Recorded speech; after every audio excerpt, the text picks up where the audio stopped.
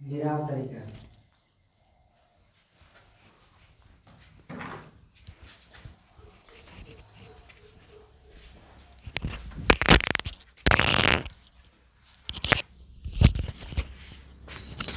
ये ऐसे लगाते हैं, ये ठीक दिख रहा है कि नहीं? Hi guys, this is my YouTube channel bake smile and इस चैनल पर आप सभी को हम पढ़ाने वाले हैं आज reproduction in flowering plant, that means पुष्पी पादपों में लैंगिक जनन। तो सबसे पहले जानेंगे पुष्प क्या होता है, व्हाट इज फ्लावर। पुष्प क्या होता है? अगर बात करें पुष्प की, पुष्प दैट मीन्स फ्लावर।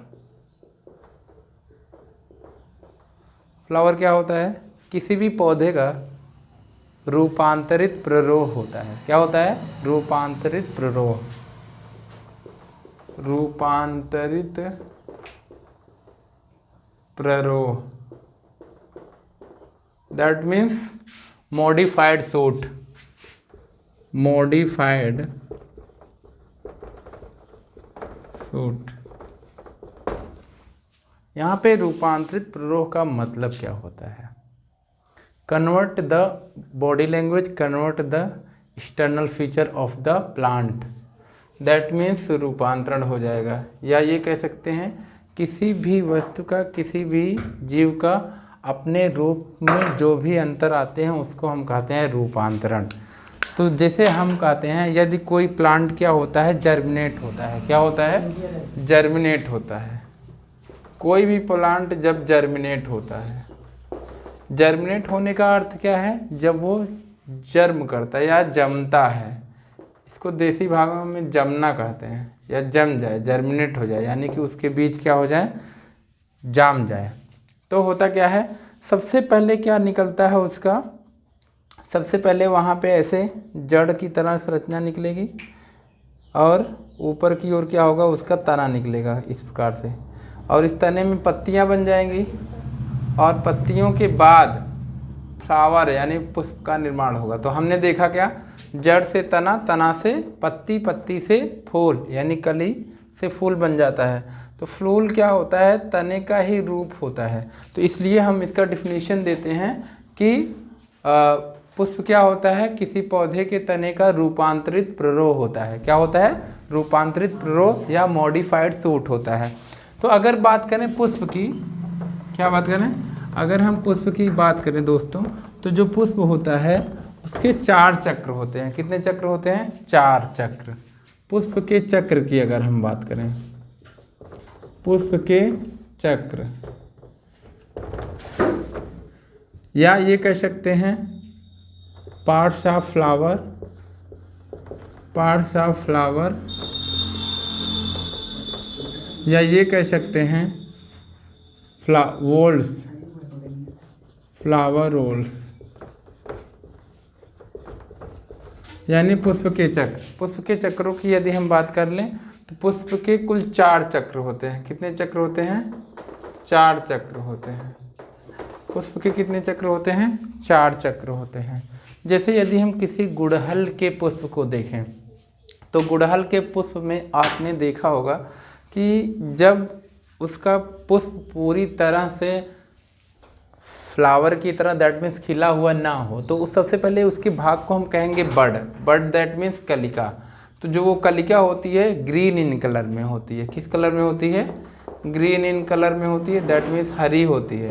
तो वो कलिका जब आगे चलकर ऐसे बढ़ती है, ऐसे बढ़ती है, ये ग्रीन वाला भाग, तो इसमें से इस प्रकार से संरचना बनती है, और यहाँ से आगे वाला भाग हमको क्या मिलता है? रेड। ये रेड होता है और ये वाला भाग क्या होता है? ग्रीन होता है। तो यहाँ पे हम देख रहे हैं, यहाँ पे 1 2 3 4 5, यानी एक से ज़्यादा क्या बनते हैं? सेपल बनते हैं। क्या बनते हैं? सेपल। सेपल का मतलब होता है बाह्य दल। क्या होता है? बाह्य दल। सेपल का मतलब दोस्तों होता है बाह्य दल। यहाँ पे एक से ज़्यादा बाह्य दल बनते हैं, और ये बाह्य दल जब एक साथ इसको हम बोलेंगे तब बोलेंगे इसको हम लोग कैलिक्स। क्या बोलेंगे? कैलिक्स। कैलिक्स, या ये कह सकते हैं बाह्य दल पुंज। क्या कह सकते हैं? बाह्य दल पुंज। बाह्य दल पुंज कह सकते हैं इसको। कैलिक्स यानी बाह्य दल पुंज। तो ये जो बाह्य दल पुंज होता है हमारा किस कार में आता है? सबसे पहले ये हरा कलर में होता है और ये पौधे के आंतरिक भागों की रक्षा करता है। Protection of the flowers in internal body, इनकी रक्षा करता है। और जब ये आंतरिक भागों की रक्षा करता है तो होता क्या है? आंतरिक भाग की रक्षा करता है तो होता ये है कि आंतरिक भागों को क्या मिलती है? सुरक्षा मिलती है। और इसका जो दूसरा चक्र होता है, आपको अगर दूसरे चक्र की बात करें तो दूसरा चक्र आपका होता है दलपुंज। क्या होता है? दलपुंज, जिसको हम कहते हैं कोरोला। क्या कहते हैं? कोरोला यानी दलपुंज। कोरोला, अभी हमने जो कलिका छापा था, तो जब कोई भी फ्लावर क्या होता है वो खिल जाता है पूरी तरीके से, तो उसमें इस प्रकार से पत्तियां निकल जाती हैं। इस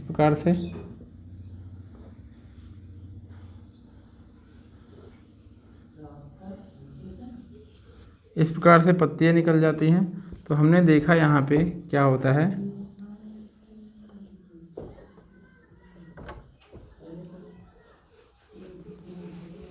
ये कह सकते हो यहाँ पे फ्लावर निकल जाता है। ये अगर उसकी टहनी मान लेते हैं, ये हो गया नीचे की तरफ, और ये उसका क्या हो गया? उसका ऊपर वाला भाग हो गया। तो इस प्रकार से फ्लावर फूल जाता है या फुलाई दिखाई देता है। इसके चारों तरफ से जो पत्तियां आ जाती हैं, 1 2 3 4 5 6, मतलब एक से ज़्यादा पत्तियां हों। पत्तियों की संरचना नहीं, बल्कि इसको हम लोग क्या बोलते हैं? दलपुंज बोलते हैं। क्या बोलते हैं? एक से ज़्यादा जब रहेंगी तो इसको दलपुंज बोलेंगे। लेकिन एक को क्या बोलेंगे? इसको एक को हम बोलते हैं पेटल। क्या बोलते हैं? पेटल यानी दल। क्या बोलते हैं? पेटल यानी दल। तो ये पेटल, और सभी को क्या बोलेंगे? कोरोला। कोरोला बोलेंगे यानी दलपुंज बोलेंगे। सब मिला के क्या बोलेंगे इसको हम? कोरोला यानी दलपुंज। कोरोला यानी दलपुंज बोलेंगे। तो आपने क्या देखा? 2 स्ट्रक्चर्स देखे, जिसमें से सबसे बाहरी स्ट्रक्चर को कैलिक्स कहा गया, दूसरे स्ट्रक्चर को कोरोला कहा गया यानी दलपुंज कहा गया। और ये दलपुंज क्या होता है? कलर्ड होता है। अच्छा, इसका काम क्या होता है? ये सहायता क्या करता है? इसका काम ये होता है, जैसे कोई भी फ्लावर का जो कोरोला वाला भाग होता है वो अट्रैक्शन का काम करता है। अट्रैक्शन, आकर्षण, यानी किसी भी जीव को वो आकर्षित कर सकता है। अच्छा, जब फ्लावर देखने के बाद मनुष्य, ह्यूमन बींग्स अट्रैक्ट होता है या आकर्षित होता है, तो कीड़ों की क्या बात? कीड़े तो होंगे ही। तो इसका मतलब क्या है? इसका मेन वर्क ये होता है कि ये अट्रैक्शन का वर्क करता है। तो इस प्रकार हम कह सकते हैं, वी कैन से दैट, हम ये कह सकते हैं, क्या कह सकते हैं? क्योंकि जो दोनों अब तक हमने दोनों चक्र पढ़ा है, ये दोनों चक्र अट्रैक्शन का काम करते हैं, इसलिए हम कह सकते हैं आपका कैलिक्स और कोरोला। कैलिक्स और कोरोला क्या है? आपका सहायक चक्र है। कौन सा चक्र है? सहायक चक्र है। कैलिक्स और कोरोला कैसा चक्र है? सहायक चक्र है। सहायक चक्र इसलिए है क्योंकि ये क्या करता है? पुष्प के आंतरिक भागों की कैलिक्स रक्षा करता है और कोरोला क्या करता है? दूसरे जीवों को आकर्षित करने का वर्क करता है। तो इस प्रकार से जनन की प्रक्रिया में जो 2 चक्र और बच रहे हैं, जो 2 चक्र और बच रहे हैं, उन दोनों चक्रों की क्या करता है? सहायता करता है। और वो दोनों चक्र होते हैं पुमंग और जायांग। क्या होते हैं दोस्तों? पुमंग और जायांग। पुमंग का मतलब होता है एंड्रोशियम, इंग्लिश में एंड्रोशियम, और जायांग का मतलब होता है गायनोशियम। गायनोशियम होता है। तो एंड्रोशियम को हम लोग क्या बोलते हैं? पुंकेसर भी बोलते हैं, पुंकेसर। और गायनोशियम को हम लोग बोलते हैं स्त्रीकेसर। स्त्रीकेसर। जो पुंकेसर होता है ये तीसरा चक्र होता है, जो पुष्प का नर जननांग बनाता है। क्या बनाता है? नर जननांग बनाता है। और जो जायांग होता है, स्त्रीकेसर होता है या गायनोशियम होता है, वो पुष्प का मादा जननांग बनाता है। क्या बनाता है? मादा जननांग। अब बात करते हैं नर जननांग और मादा जननांग के स्ट्रक्चर की। किसकी बात करते हैं? नर जननांग और मादा जननांग के स्ट्रक्चर की। अच्छा, ये दोनों क्या करते हैं? ये दोनों आपस में मिल करके पुष्प का आवश्यक चक्र कहलाते हैं। क्यों? क्योंकि बिना इन दोनों भागों के, यानी जायांग के और बिना पुमंग के, पुमंग और जायांग के बिना किसी भी प्रकार का रिप्रोडक्शन की प्रक्रिया होने वाली नहीं है। इसलिए ये दोनों क्या होते हैं? पुष्प के आवश्यक चक्र कहे जाते हैं। तो पुष्प के आवश्यक चक्र में अगर बात करें पुंकेसर यानी पुमंग की या पुंकेसर की या एंडोशियम की, तो एंडोशियम जो होता है इसके दो भाग होते हैं। कितने भाग होते हैं? दो भाग। एक तो जो फूला हुआ भाग होता है इसको हम कहते हैं एंथर। क्या कहते हैं? एंथर। यानी इसको हम ये हिंदी में कहते हैं परागकोश। क्या कहते हैं? परागकोश। और थ्रेड लाइक स्ट्रक्चर वाले भाग को हम कहते हैं तंतु। क्या कहते हैं? तंतु यानी फिलामेंट कहते हैं। ये होता है आपका फिलामेंट। अच्छा, अगर इसकी बात कर देते हैं एंथर की, तो एंथर जो होता है फूला हुआ भाग होता है, ये किस काम में आता है? अच्छा, यहाँ पे आप क्या देख रहे हो? पराग कोश। कोश का मतलब where we can put something, जहाँ पे कुछ रखा जा सके। तो पराग कोश में क्या होता है? आपका परागकण का विकास होता है। तो परागकण का निर्माण की वजह से अगर कोई पूछता है आपको बताइए परागकोश में किस चीज़ का विकास होता है, तो आप बताओगे परागकोश में परागकणों का विकास होता है। ठीक। और यहाँ पे क्या होता है? तंतु क्या होता है? इसका थ्रेड लाइक स्ट्रक्चर बनाता है। ठीक है। और इसके बाद अगर हम बात कर लेते हैं स्त्रीकेसर की, तो स्त्रीकेसर में कितने भाग होते हैं? जैसे सबसे पहले हम अगर भाग बनाते हैं स्त्रीकेसर का, तो स्त्रीकेसर में सबसे ऊपर क्या होता है आपका? सबसे ऊपर होता है इसका वर्तिकाग्र।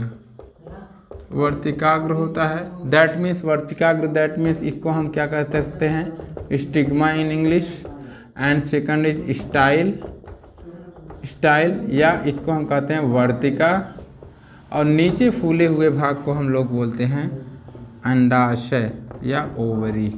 क्या बोलते हैं? ओवरी। अंडाशय, अंडाशय, ओवरी बोलते हैं। और अंडाशय जिस भाग पर होता है इसको हम बोलते हैं थैलमस। क्या बोलते हैं? थैलेमस। या ये कह सकते हैं इसके इस अंडाशय के अंदर आपका बीजांड होता है। क्या होता है? ओव्यूल होता है। इसलिए इस भाग को हम क्या बोलते हैं हिंदी में? बीजांडाशन। क्या बोलते हैं? बीजांडाशन। और इस बीजांडाशन से डंठल जुड़ा होता है। क्या जुड़ा होता है? डंठल जुड़ा होता है। ओके।